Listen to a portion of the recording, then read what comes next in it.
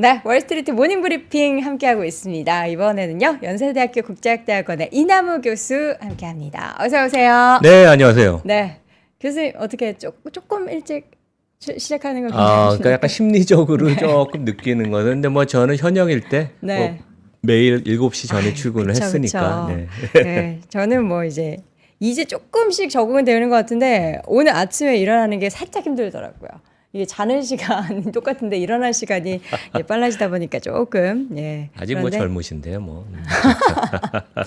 네, 우리 교수님 앞에서는 제가 이제 한없이 애기죠. 예, 너무 좋습니다. 자, 오늘 교수님과 함께하는 금요일 월스트리트 모닝 브리핑. 오늘도 이제 역시나 여러분들 기대해 주시고요. 영어 테스트 준비가 됐습니다. 근데 거의 이제 오픈북이라 가지고 제가 미리미리 준비를 하고요. 오늘 어떤 이야기 좀 해주실까요? 그러니까 오늘은 제가 크게 4가지를 준비했는데요.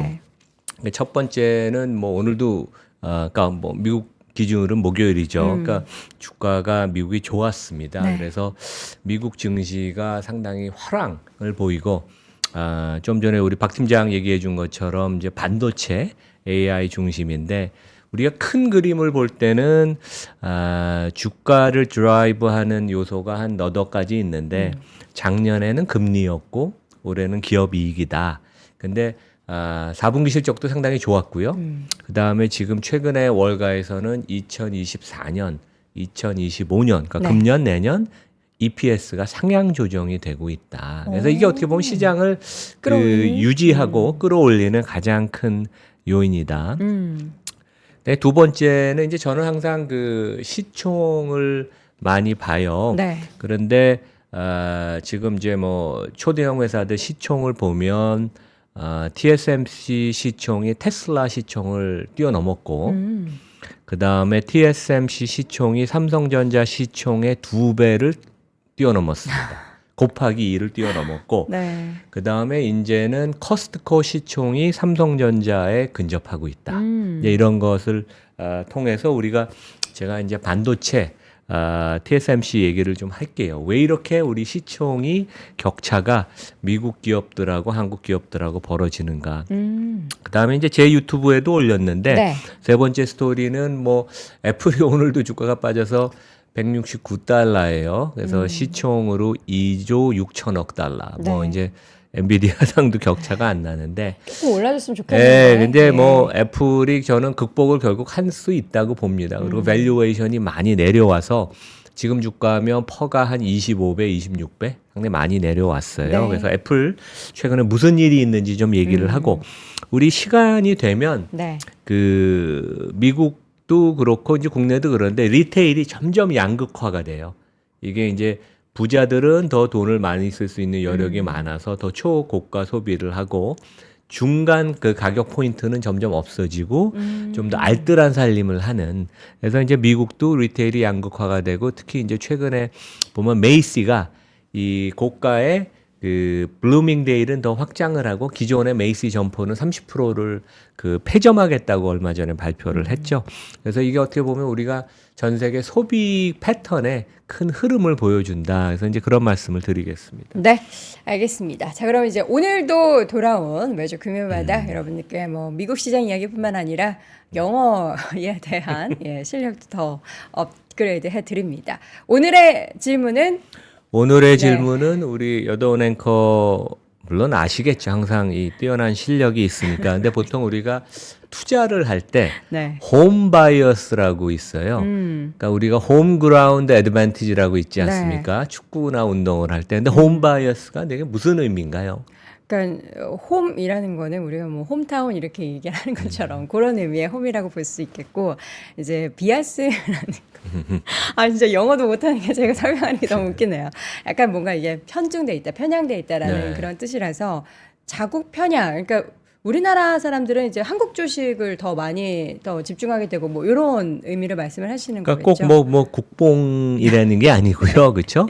우리가 이제 홈바이어스를 제가 이제 구글에서 찾아봤어요. 그러니까 이제 뭐냐 하면 그 사람들이 투자를 할 때 개인이건 기관이건 어떻게 보면 전 세계의 최고의 주식을 투자하는 게 그 다변화도 시키고 그다음에 장기 수익을 얻는 좋은 방법인데 사람들은 기관들은 그냥 자기 자국의 주식을 많이 사는 그런 경향이 있어요. 그러니까 홈 자국에 상장된 주식을 많이 사는 경향이 있는데 최근에 보면 우리 그 서학개미 우리 국내 투자가분들 특히 젊은 MZ 세대들이 미국 주식을 많이 사잖아요. 맞아요. 그리고 국내 주식은 많이 팔고.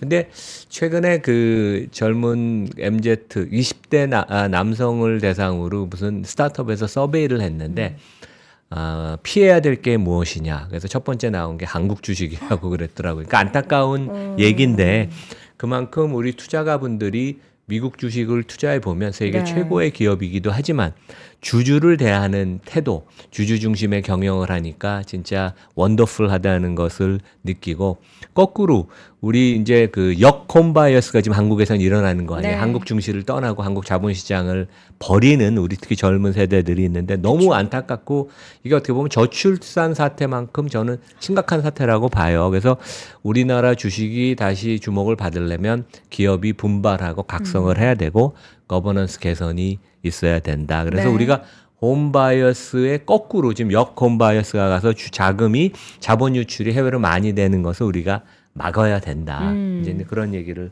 드리고 싶습니다. 네, 지금 사실 이제 계속 우리 한국기업 거버넌스 포럼에서 회장직을 이제 역임하시면서 다양한 이 거버넌스의 개선, 이제 국내의 다양한 기업들의 거버넌스 개선을 주창하고 계시는데 지금 이 차트를 보니까 확실하게 너무나 우리나라가 좀 부진하다라는 것을 확인을 해볼 수가 있네요. 또 그 가장 중요한 배경에는 주주를 얼마나 생각하느냐, 그렇지 않느냐의 차이가 이런 모습을 나타낸 거겠죠. 그러니까 최근에 제가 뭐 몇 년 사이에 본 그림 중에 가장 진짜 멋있는 그림인 것 같아요. 이게 신한투자증권에서 만든 그림인데 이제 띄워주시면 2000년 이후로 거의 한 3, 4년 동안 그 한국은 코스피, 미국은 S&P 500의 상장 주식 수. 그러니까 이제 우리나라 경영진들이 약간 외형을 키우는데 은행들도 좀 그래요. 이게 이제 덩치를 키우는데 초점을 맞추는데 경영진의 목표는 주당 가치, 네. 주주의 가치를 높이는 게 그 맨데이트입니다. 최근에 이제 그걸 조금 이해하는 CEO들이 계신데 그러기 위해서는 회사가 버는 돈에 투자를 하고 남는 잉여자금은 주주환원에 써야 되는데 이제 그 방법 중에 하나가 회사 주식을 사서 소각을 하면 남은 주주들의 그 가치가 몫이 커지는 거 아니에요. 근데 이제 미국은 지난 한 23, 4년 동안도 새로운 기업이 올라와도 기존 기업이 매년 2, 3%씩 주식 수를 줄여주니까 네. 그러면 이제 나머지 주주 가치들은 올라가는 거죠. 그래서 실제 여기 노란 선을 보면 그 주식 수가 하나도 안 늘었어요. 20몇 년 동안. 그러니까 네. 대단한 겁니다. 되게. 전 처음에 지수에 이 벌어지는 그 차트인 줄 알았는데 다시 보니까 상장된 상장 주식 주식 전체 수. 총수네요. 그러니까 이제 대표적인 게 이제 애플이죠. 애플이 네. 매년 한 100조 원을 투입을 해서 한 2, 3% 주식 수를 없애니까 10년 이상 해왔습니다. 팀 쿡의 이제 그 철학이죠. 반면에 대한민국은 이제 회사들도 증자를 한다고 주식수를 늘리고 네. 새로운 기업들이 계속 올라오고 그 다음에 퇴출은 안 되고 최근에 우리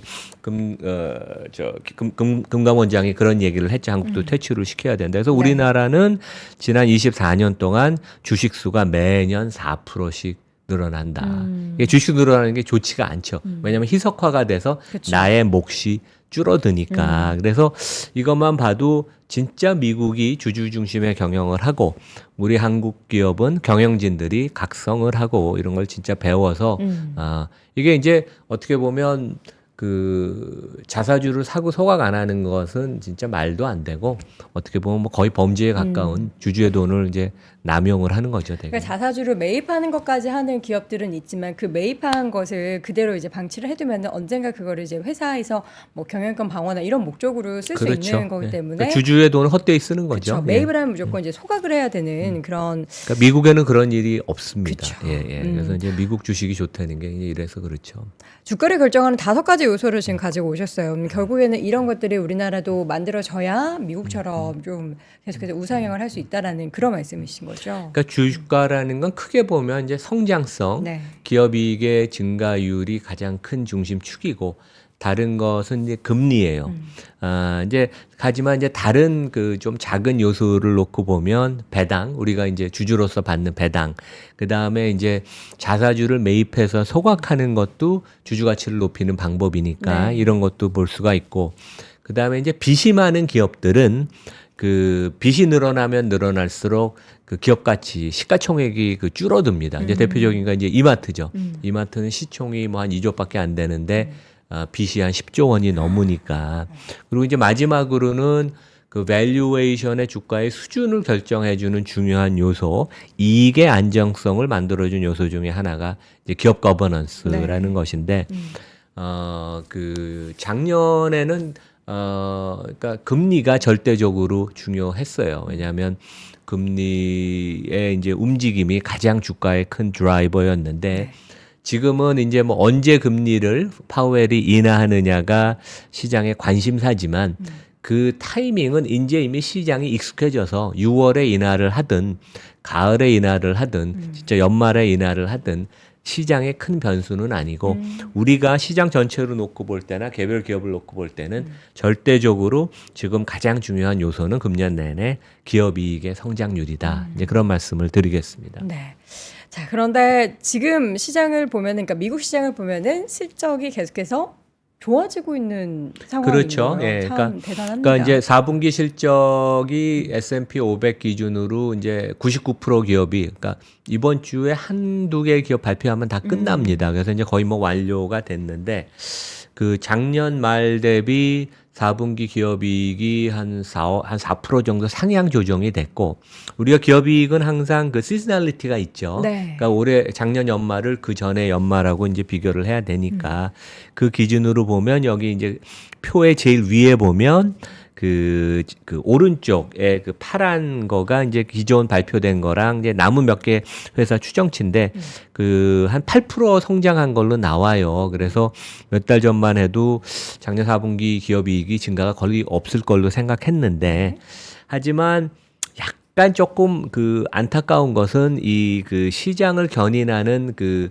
업종이 좀 이렇게 제한적이다. 그래서 여기 보면 이제 빨간 걸로 표시된 IT, 네. 테크놀로지가 24% 증가를 했고, 그 다음에 컨슈머 디스크레셔너리, 여기는 이제 뭐 테슬라도 포함이 돼 있지만 미국의 소비재 주식, 그 다음에 뭐 그 아마존 같은 것도 여기 포함이 돼 있죠. 이게 33% 증가를 했고, 네. 커뮤니케이션 서비스, 여긴 알파벳, 메타, 넷플릭스 이런 게 표준돼 있고, 여기가 46%. 그러니까 이게 세 개 업종이 거의 주도를 했는데, 그 밖에는 좀 되게 지지부진한데, 그래도 금융주가, 최근에 금융주가 계속 좋지 않습니까? 네. 되게. 금년에도 뭐 JP 모건 시티 보면 주가가 한 10% 이상 올랐는데, 금융주가 한 9% 이익 성장을 보이면서 시장보다는 좀 아웃퍼폼 하는 모습을 보이고 있어서, 최근에 주가 움직이 보면 이렇게 펀디멘털 기업 이익의 변화를 많이 반영하고 있고, 이제 그런 추세는 계속 될 것이다. 네. 그런데 앞으로도, 그러니까 지금 올해뿐만 아니라 2024년 전체나 내년까지 봤을 때도 이 전망이 좋다라는 거죠. 그러니까 여기 그 골드만의 그 주보를 이제 제가 가끔가다가 보는데, 네. 여기 이제 오른쪽 그 파란 박스가 그 월스트리트에 있는 이제 기업 분석하는 애널리스트들의 추정치의 그 합이에요. 버텀업 숫자인데, 금년에 9% 이익의 성장을 기대하고, 내년도 중요합니다. 이미 이제 3월이 되고 올해 상당히 이익이 괜찮을 걸 예상하니까 사람들이 이미 2025년에는 이익이 가속화가 되느냐, 현재 페이스가 유지가 되느냐, 둔화되느냐. 근데 이제 액셀러레이션 가속이 된다는 건 되게 좋습니다, 되게. 근데 이제 버텀업 숫자를 보면 올해 9% 성장, 내년에 13% 가속화가 되는 모습을 보여서 그 기준으로 하면 S&P의 퍼가 한 18배 수준이어서 우리가 좀 땡겨서 내년치를 본다는 그런 의미도 있지만, 하여간 뭐 밸류에이션이 이 정도면 그냥 뭐 견딜만 하다. 이제 그런 거고. 근데 이제 버텀업 숫자는 높은데 그동안 그 골드만뿐만 아니라 다른 증권사들의 톱다운하는 그 전략가들의 수치들은 좀 보수적이었어요. 왜냐하면 경제에 대해서 조금 조심스럽게 보고 그러다가 네. 이 전략가들도 최근에 이익 조정을 조정하기 시작했습니다. 그래서 골드만 같은 데는 이제 전략가가 올해 기업 이익 전망을 8% 상승, 내년에는 조금 둔화돼서 6% 상승인데 약간 너무 좀 보수적인 게 아닌가. 기업들이 최근에 보면 그 초대형 빅테크나 이런 시가총액 큰 기업 중심으로 이익에 대한 좀 자신감을 최근에 보이고 있어서 기업 이익이 약간 좋고 이것을 견인하는 것은 경기가 괜찮다. 그리고 최근에 본 기업들의 마진이 향상되고 있어요. 그게 이제 허리를 쫄라매는 커스트 컨트롤의 그 효과도 있고 그다음에 아까 좀 전에 말씀드린 것처럼 조금 잉여 현금 흐름이 생기면서 자사주 매입 소각을 하니까 주당 가치는 계속 올라가죠. 이제 그런 것들이 상당히 그 겹쳐서 미국 시장을 좀 견인하는 것 같다. 예. 이렇게 좀 비교를 해서 보니까 이게 자꾸 우리나라와 미국을 비교를 하게 되는데 이런 숫자가 찍히고 계속해서 성장하고 하는 거는 물론 미국이 이제 자국의 모든 것들을 다시 다 갖고 들어오게 하면서 그 정책에 의해서 어떻게 보면 다른 나라에 이제 빨대를 꽂아서 그런 성장을 이룩한다라고만 이제 생각을 할 텐데 반대로 보면은 우리나라는 뭔가 이렇게 딱 주도적으로 전체 산업이나 전체 실적을 이렇게 끌어가는 그런 게 너무 약하다라는 그런 아쉬운 마음은 계속 드네요. 뭐 주주 최근에 정책도 보면 이제 혁신, 기업가 정신 이런 것들이 좀 떨어진다고. 네. 이제 삼성 같은 데도 보면 삼성그룹에 아주 오래 사장을 했던 이제 고참 선배들의 얘기를 들으면 삼성전자가 지금 뭐 임원들을 놓고 하는 얘기죠. 과거보다는 좀 덜 헝그리하고 우리 때는 안 그랬는데 이제 그런 얘기가 나옵니다. 그게 부단 삼성뿐만 아니라 현대차는 요즘 잘하고 있죠. 네. 근데 다른 데도 조금 그런 헝그리한 정신 그다음에 혁신 이런 것들이 조금 상대적으로 약해져서 거버넌스의 문제도 있지만 이런 근본적인 기업의 경쟁력의 문제도 조금 있는 것 같아요. 네. 예. 자, 이어서는 이제 미국의 지역은행 관련 최근에 이제 뉴욕 커뮤니티 뱅크가 문제가 있었어요. 근데 그거를 또 바로 뭔가 해결하는 그런 상황이 펼쳐졌는데 지금 어떻게 좀 봉합이 된 겁니까? 그러니까 국내에서는 별로 관심을 안 갖는데 네. 이제 미국 그 블룸버그나 CNBC를 보면 이 뉴욕 커뮤니티 뱅크 얘기를 엄청 많이 다뤄요. 네. 그게 이제 그만큼 이제 시장이 많이 올라가다 보니까 이제 리스크 팩터로 이것을 이제 짚어주는 측면도 있고 미국에서는 이제 이 은행이라는 게 되게 일반 그 국민들의 삶의 일부거든요. 이제 그래서 그런데 그 여기가 이제 뭐 상업용 부동산에 대한 대출이 총 자산의 한 40-50% 돼서 너무 과도하고 이게 진짜 자본 잠식 들어가서 그냥 은행이 거덜나는 게 아닌가 이제 그런 걱정을 했는데 특히 그리고 지난주에는 신용평가사들이 그 채권 은행의 채권을 정크 그 투기 등급으로 하향해서 실제 채권 발행도 이제 불가능해진 그런 상태인데 스티브 무누친이라는 그 트럼프 그 집권 시 그 재무장관을 했던 사람이 그러니까 원래 골드만 그 뱅커 출신이에요.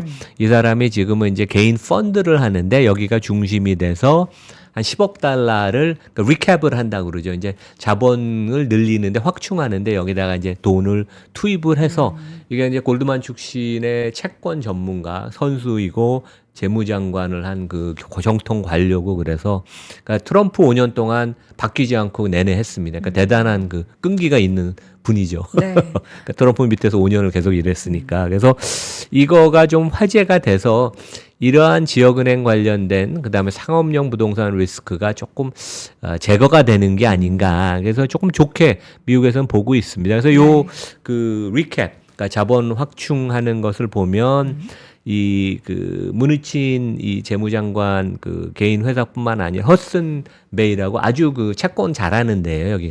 여기도 들어가고 그다음에 이제 그 시타델 뭐 가장 최고의 헤지 펀드 들어가서 이게 대표 선수들이 그 컨소시엄을 짜서 이 자본을 투입을 하는 거 보면 이게 관리 가능하다. 이제 그런 시그널을 주는 것 같고, 그 다음에 이제 출자와 함께 무누친도 이 회사에 이제 그 이사 멤버로 이사회에 합류를 한다. 그래서 뭐 하여간 뛰어난 선수가 영향력도 있고 다른 그 뭐 걸출한 해치펀드와 같이 출자를 하니까 이게 이제 좀 잠재우는 거 아닌가. 이제 그런 면에서 상당히 좀 좋게 보는 것 같습니다. 네. 계속해서 이제 작년부터 반복적으로 말씀드리지만 계속 이 상업용 부동산 이슈, 이제 지역은행 이슈 계속 불거졌는데 불거지면은 맞고 불거지면은 또 맞고 이게 가능하다라는 것도 참 놀라운. 근데 포인트 이런 중에 하나인 것 경우에는 같습니다. 이제 뭐 은행은 자산 측면에서 이제 부실 채권을 그 상각을 해서 네. 털어내고 네, 증자를 해서 이제 리캡을 해서 이제 끌고 나간다는 거니까. 근데 뭐 시가총액이 이제 많이 작아졌어요. 한 3조 원 정도밖에 안 되거든요. 그래서 우리나라 뭐 그 지방은행 정도 규모밖에 안 되니까 많이 이제 좀 작아진. 예, 예. 알겠습니다. 자, 이어서는 테슬라의 시총이 좀 밀려나고 또 TSMC가 조금 올라오면서 테슬라는 10위권 밖으로 좀 나갔네요. 그러니까 우리가 시장의 주가가 많이 변하고 어떤 때 판단이 어려울 때는 밸류에이션을 볼 때 좀 혼돈이 될 때가 있어요. 그러면 우리가 시가총액을 보는 게 전략적인 투자가 입장에서 내가 이 회사를 인수한다면 이 정도 돈을 주겠나. 이제 그렇게 보면 그 미국 그 전 세계 그 시가총액의 이제 랭킹을 보면 여기 1위부터 15위까지 있죠. 그래서 뭐 상위에는 다 이제 빅테크가 포진이 돼 있고 7위에 버크셔 해더웨이, 8위가 엘라이 릴리, 우리 좀 전에 얘기한 비만 치료제. 거기서 쭉 내려다 보면 노보 노디스크가 13위에 포진이 돼 있고, 그 다음에 이제 TSMC, 우리 대만의 TSMC가 이제 9등까지 올라가서 한국으로 치면 한 거의 950조 원, 거의 1000조 원에 육박을 합니다. 오늘 주가가 한 4~5% 올랐죠. 그리고 그 밑이 브로드컴, 그 다음에 이제 11위가 테슬라. 그래서 이제 그 TSMC가 테슬라를 완전히 제꼈고 그 밑에는 비자, JP 모건. 근데 비자 시가총액이 JP 모건보다 큽니다. 그리고 이제 15위는 월마트. 그래서 이런 것을 가끔 가다가 한번 들여다보면 아, 이렇게 요즘 그 시총의 판세가 흐르는구나. 우리가 볼 수 있고. 네. 그 이제 TSMC 시총이 제가 말씀드린 것처럼 삼성전자의 보통주 우선주를 더한 거에 이제 2배를 뛰어넘었습니다. 그래서 이제 격차가 더 벌어지는데 그 TSM, 그러니까 미국에는 이제 그 상장돼 있는 게 26년에 상장을 했고 티커 코드가 TSM이에요. 그러니까 우리가 굳이 대만을 안 가도 미국에 상장돼 있는 TSMC 주식을 살 수 있고, 저도 이제 삼성전자가 미국에 계속 상장을 주장하는 게 네. 이게 메인 그 시장에 가서 경쟁을 해야 돼요. 이제 그런 면이고, 그 참 TSM이 뭐 걸출한 회사고 고객 프렌들리하고 팀워크 잘 짜고 주주 친화적이고, 그래서 우리가 제가 항상 얘기하는 것처럼 배당 포함해서 장기 수익률을 주주한테 얼만큼 안겨줬냐 놓고 보면 지난 5년 동안은 연평균 주가가 26% 상승했고 평균 2% 배당을 받아서 총 28%의 수익을 안겨줬다, 주주한테. 10년 동안은 그거보다는 좀 못하지만 훌륭합니다. 연 22% 주가가 올랐고 3% 배당 수익률 플러스 해서 연 25%. 그래서 참 이 대단한 회사고 그 부럽기도 하고, 그다음에 이제 제가 다음 페이지에 설명드리겠지만 약간 기업 문화나 그러한 비즈니스 모델이 이제 한국 기업들하고는 좀 틀려요. 그리고 이제 제가 옛날에 홍콩, 싱가포르에서 리저널 헤드를 할 때 이렇게 같이 일해보면 대만 사람들이 일하기가 편해요. 왜요? 소통을 잘하고 남들하고 같이 일을 하고, 그러니까 약간 작은 섬에 이제 쫓겨난 그러한 그 이제 중국 사람들 아니에요. 되게 그러니까 한족들인데, 그래서 피해 의식도 있어서 그런지 남들과 훨씬 화합을 잘하고 얘기를 잘하고 우리가 갈 길을 간다 이렇게 혼자 막 치고 나가진 않아요. 그런 면에 있어서는 비즈니스 파트너로서 특히 IT 쪽에서 대만 사람들 되게 좋아합니다. 네. 젠슨 황도 대만에서 그쵸. 이제 이민 간 사람이죠, 미국으로. 네. 그래서 그 아까 우리 박 팀장도 얘기를 했는데 우리가 반도체를 이제 한국에서 하는 반도체가 너무 약간 그 내로우한 그 한 세그멘트니까 우리가 전 세계의 그 초우량 반도체 회사를 사는 전략도 좋고, 전에 이제 그 어디 자산운용사에서 이제 이 4개 글로벌 톱4 반도체를 그 아이디어를 ETF를 한 1년 반 전에 냈는데 참 좋다고 생각했는데 이게 보니까 100% 이상 올랐더라고요. 그래서 이제 여기 그 포트폴리오를 보면 이제 우리가 이제 이런 식으로 투자를 한번 생각하자, 이제 그런 말씀을 드리는 거예요.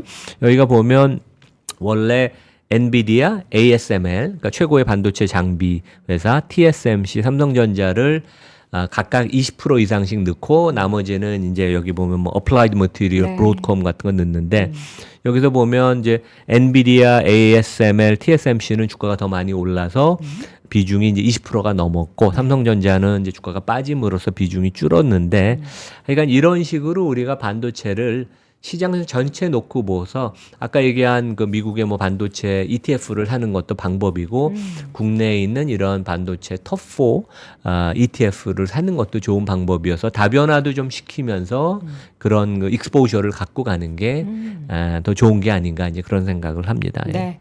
자, 삼성전자와 TSMC 시총 격차를 축소하는 뭐 2배 차이가 나는데 그렇죠. 축소하는 방법이 있나요? 그러니까 이제 본업에서 네. 엔지니어들 박사분들이 그다음에 공장 라인에 있는 분들이 열심히 하는 것도 좋지만 네. 그 이제 기업의 문화를 한번 생각해 볼 필요도 있는 것 그렇죠. 같아요. 그래서 이제 21세기는 특히 실리콘밸리 같은 데 보면 편하게 소통을 회사에서도 상하 간에도 하고 그다음에 수평적으로 다른 비즈니스 파트너, 다른 회사랑도 하는데 우리의 이제 그동안 장점은 이제 한국 기업들이 대체로 그렇죠. 그러니까 우리만 할 수 있고 공유를 안 하고 하청업체도 거의 그 자회사 같이 관리를 해서 결국 우리 회사 퇴임한 사람을 사장으로 보내고 이제 그러는데 그런 거보다는 실리콘밸리나 그 대만의 TSMC가 잘하는 것처럼 타사와 협력하고 이해관계자들 다른 여러 비즈니스 파트너와 진짜 공유를 하고 대화를 함께 나누는 그런 문화가 필요한 게 아닌가. 이제 이게 어떻게 보면 파운드리의 되게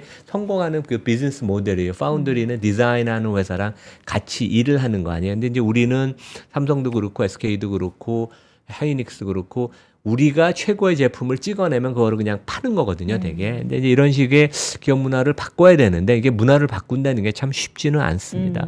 근데 이제 거버넌스 측면에서도 보면 그 TSMC는 진짜 글로벌한 그 보드 이사회를 갖고 있는데 삼성전자도 개개인의 이사 멤버들의 퀄리티는 참 좋은데 이번에도 두 분 다 참 훌륭한 개개인인데 왜 계속 한국 사람만 뽑는지 글로벌한 회사인데 그래서 삼성전자도 하여간 미국을 가서 그 상장을 그러니까 회사가 자사주를 매입해서 시켜서 TSMC랑 똑같이 경쟁을 해서 오히려 여기 자본시장에서 자극을 받는 게 되게 좋다고 저는 생각을 합니다. 네.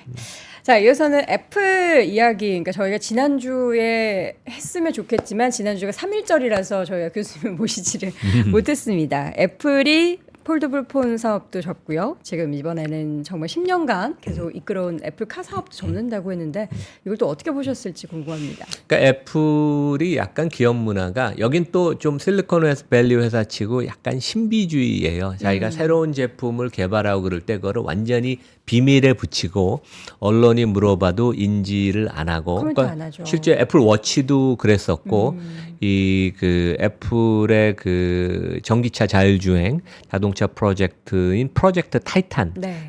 실제 공식적으로 애플이 인정한 적은 한 번도 없어요. 어. 근데 이제 채용하는 그런 그러니까 이제 그 회사의 전략을 볼 때 그 채용하는 그 홈페이지를 들어가면 누구 뽑는 거 보면 다 알거든요. 그래서 이제 애플이 뭐 수천 명의 인력을 그 소프트웨어, 하드웨어 엔지니어를 갖고 자동차 사업을 지금 추진하고 있구나 이제 그런 걸 알고 그다음에 제가 설명드리겠지만 특허 출원을 한 걸 또 애널리스트들이 막 분석을 합니다. 그래서 이제 되게 그 자동차 프로젝트는 진심이었는데 실제 돈도 10년 동안 한 100억 달러 이상, 한 15조 원 이상 투입을 했는데 이번에 이제 2,000명의 인력을 재배치했죠. 특히 이제 AI에 지금 뒤처지고 있으니까 뒤늦게 이제 인력을 재배치를 했는데 네. 저도 뭐 1년에 한두 번 이제 실리콘밸리를 가잖아요. 이제 이게 가면 이제 애플카예요? 애플 본사가 있는 그 쿠퍼티노에 이게 렉서스 차에 얹은 거예요, 위에. 그러니까 자율주행 그 시스템을. 네. 그래서 애플이 하드웨어는 안 만드니까. 그래서 이런 차를 되게 자주 볼 수가 있었어요. 물론 이제 제일 많이 보는 건 미국 샌프란시스코나 그 실리콘밸리 가면 3분, 5분마다 이제 구글의 웨이모가 웨이모. 막 다니는데 그 쿠퍼티노 본사, 애플 본사로 가면 이런 차를 종종 봤고 네. 애플은 진짜 회사의 장점이 하드웨어와 소프트웨어를 같이 아우르는 능력, 그다음에 이거 결합하는 능력이 독보적이어서 야, 이게 애플이 진짜 한번 하면 테슬라가 위협이 되지 않겠나. 그러니까 저도 테슬라의 장기 리스크의 가장 큰 걸로 애플의 그러니까. 전기차를 봤는데 이번에 접었는 게 네. 실제 뭐 시장은 좋아했죠. 주가는 그날 오르고 이게 좀 애플이 되게 어려운 거 아니었나. 그리고 전기차가 너무 전 세계적으로 좀 요즘 빡빡해지니까 부진하니까. 그래서 네. 이제 합리적인 결정이라고. 근데 이제 그날 또 우리 일론 마스크가 이 자기 그 X에 이런 걸 올렸어요. 그래서 이제 항상 패러디로 그 팀 쿡이 이제 머리를 만지면서 네. 이거 맙소사 이제 이런 거고 그 뒤에 이제 애플카의 그 프로토타입인데 테슬라 입장에서는 뭐 나쁜 뉴스는 아니죠. 왜냐하면 네. 진짜 장기적으로 큰 경쟁자가 경쟁자. 될 수 있는 실리콘밸리의 뭐 거의 최고의 기업이 이제 이걸 접었으니까 그만큼 또 어떻게 보면 테슬라가 지금은 어려움은 겪고 있지만 벌써 이미 성취한 게 전기차와 자율주행에서 성취한 게 감히 후발주자들이 이제 따라가기는 좀 어렵다. 근데 오늘 보니까 그 리비안이 그 저가요. 이제 거기는 아주 고급 그 자동차 아니에요. 한 7만 5천, 8만 네네. 달러 시작하는데 오늘 그 R2라는 4만 5천 불짜리 저가, 그러니까 네. 테슬라 모델 Y랑 경쟁하는 수준의 거를 발표를 했어요. 근데 그게 또 실제 이제 고객한테 딜리버리 되는 것은 2년 후니까. 아직 멀었네요. 그러니까 지금 이제 양산하려면 좀 시간이 걸리는데 그만큼 이게 자동차가 그러니까 뚝딱해서 되는 건 아니고 그렇군요. 진짜 이게 어려운 되게 산업이다. 이제 그런 걸 우리가 더 느낄 수 있습니다. 네. 근데 실제 애플은 자동차에 그 진심이 있었어요. 그래서 이제 뱅크 오브 아메리카 애널리스트가 한 5년 전에 미국의 그 특허 그 출원하고 승인받은 거를 그 리스트를 다 뽑아봐서 본인이 안 했겠죠. 밑에 RA를 시켰겠지만. 그래서 이제 애플의 진짜 RA의 그 파이프라인과 특허를 보면 네. 이제 세 가지에 포커스를 한다. 하나는 헬스케어 피트니스. 이게 어떻게 보면 가장 큰 산업이고 애플 아이폰이나 애플 워치를 통해서 뭐 그게 뭐 혈압을 재든 뭐 이제 여러 가지 네. 그 중요한 기능들이 있으니까. 그 두 번째는 이제 AI가 이제 결합이 되는 증강 현실이나 가상 현실. 애플이 이제 여기 뒤쳐져서 이걸 이제 많이 따라가야 돼요. 그리고 실제 애플이 보통은 자기가 뭐를 하겠다는 걸 밝히지 않는데 AI에 관해서 너무 뒤쳐졌다고 얘기를 생각하는지 팀 쿡이 그런 얘기를 했어요. 우리가 연말까지는 뭐 하겠다. 네. 그래서 야 진짜 이게 절실함을 최근에 팀 쿡이 느끼는구나. 그래서 이제 마지막으로는 머신러닝을 그 기계학습을 응용한 자율주행. 근데 이제 이런 것 중에서 하여간 이것을 포기했다는 건 결국 이제 이사회에서 이거는 이제 드롭하는 걸 승인을 했다는 얘기거든요. 경영진의 그런 생각이 있어도 결국은 이사회에서 이제 승인을 하는 건데 상당히 큰 어떤 의사 결정이었다. 하지만 또 이걸 이렇게 지지부진하게 끌고 가기보다는 과감하게 의사결정을 하는 그런 과감성을 또 우리가 또 그 인정을 또 해줘야 됩니다. 네. 애플에 대해서 월가에서의 분위기가 안 좋잖아요. 막 주요 좋게 보는 종목에서 리스트에서도 빠지고 하는데 지금 가장 근본적인 문제는 뭘까요? 가장 큰 문제는 이제 애플은 아주 그 프리미엄 제품을 만들고 네. 포지션을 그렇게 하고 여기 다음 페이지에 보시다시피 지난 분기만 해도 영업이익률이 34%였어요. 근데 이제 자동차 회사는 기본적으로 완전히 소프트웨어가 그 포함이 돼서 자율주행으로 가기 전까지는 마진이 10% 15%를 넘는 게 거의 불가능합니다. 그러니까 테슬라가 제일 좋았을 때 한 15% 정도 했고 네. 지난 분기에 7%로 떨어졌죠. 그래서 첫 번째는 애플이 10만 달러 이하로 차 가격을 낮추는 게 거의 불가능해요.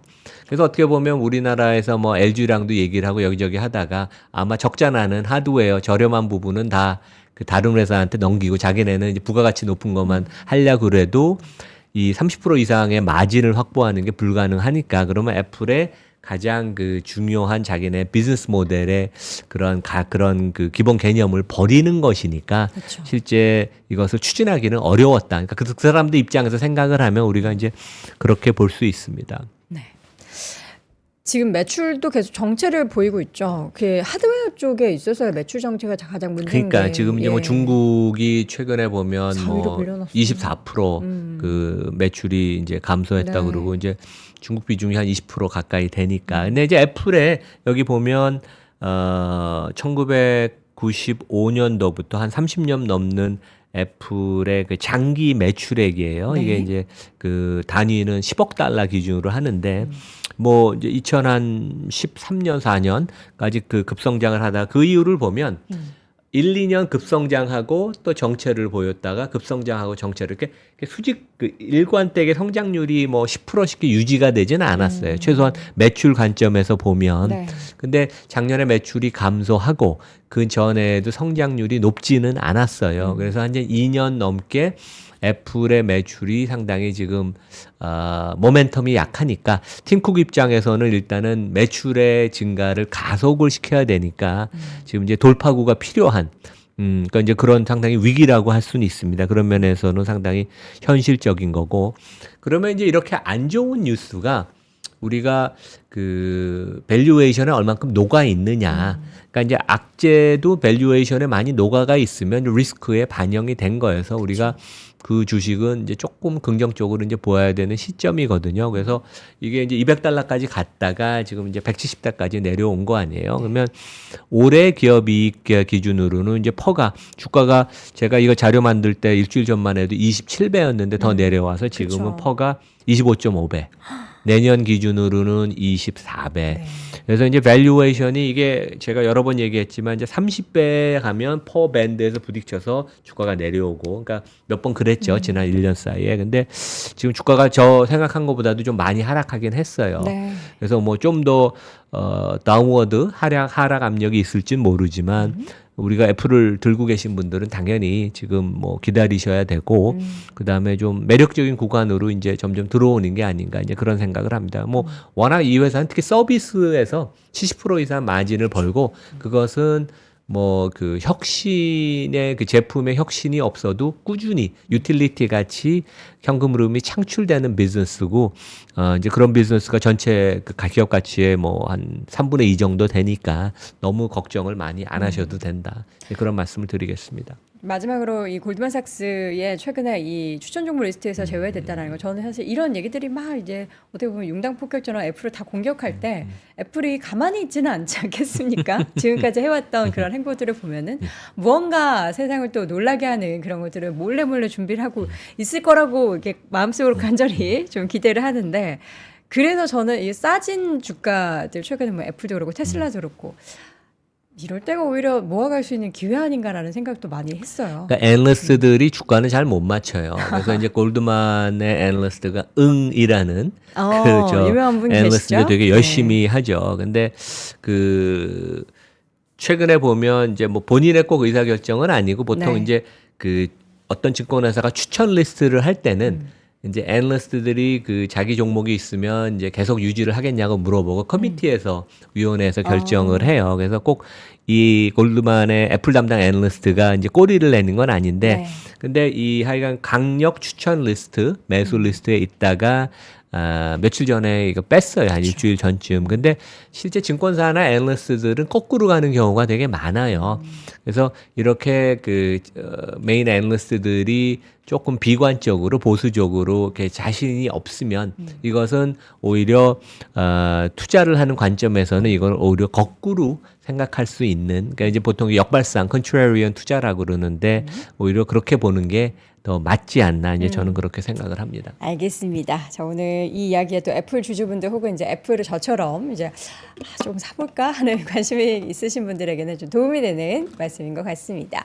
자, 오늘 글로벌 인덱스 이 시간 연세대학교 국제학대학원 이남우 교수와 함께했습니다. 교수님 고맙습니다. 네, 감사합니다. 네, 30분 더 빨라진 월스트리트 모닝 브리핑 일주일 동안 어떻게 좀 적응하셨습니까? 다음 주부터는 조금 나실 거예요. 한 우리 시청자분이 30분 더 일찍 일어나려니까 하루 종일 피곤하다 하시는데 낮잠 한 15분 주무시는 것도 굉장히 또 하루를 좀 피곤하는 것을 좀 풀어낼 수 있는 방법이라고 하니까 여러분들 낮잠 잠깐 주무시고요. 저는 다음 주 월요일도 어김없이 6시에 다시 돌아오겠습니다. 여러분 고맙습니다. 장 시작 전부터 종료까지 쏟아지는 수많은 뉴스와 정보들. 이 중에서 어떤 것이 투자에 정말 도움이 되는 정보일까요? 3프로의 증시 셔터맨 박근영 마스터가 직접 정보를 선별하고 투자의 힌트를 드립니다. 시간도 아끼고 투자 아이디어도 얻는 시간, 박근영 부장의 마켓 힌트와 함께 하세요. 자세한 사항은 3프로 TV 앱과 홈페이지를 확인하세요.